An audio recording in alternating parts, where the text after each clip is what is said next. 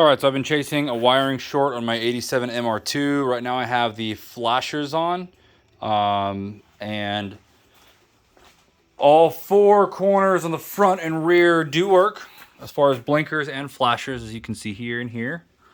But I have some sort of a short that is bringing a little bit of power, just a tiny amount of power here to these side markers, and it's so incredibly dim. It barely lights up the lens when it's all popped in.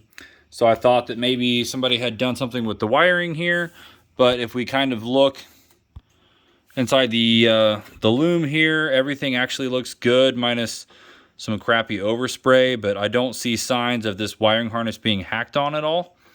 On either side here is obviously the wiring harness coming out of it here. And the crazy thing is it's got to be some sort of a short, because let me cut the flash off here. If I kind of play with the wiring a little bit, just kind of move it around, sometimes I am able to get this to stop. You can see right there, I just made it stop somehow just by moving the wiring around.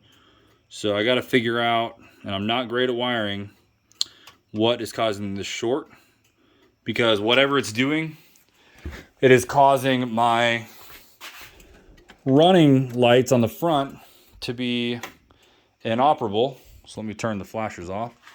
So you can see I have running lights on the sides. I've got tail lights and running lights on the rear, including my tag lights. That one's working too. And as we make our way to the front, neither side markers nor the bumper lights are working. And the bulbs are in good shape, so it's not a problem with the dual filament bulbs up here in the bumpers.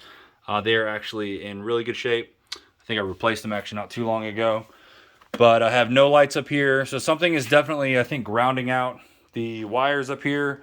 But I'm not sure if anybody's had this problem and where I should start trying to trace this, or if it's better off to just try to run new wiring, because I'd love to have my front running lights working. So yeah.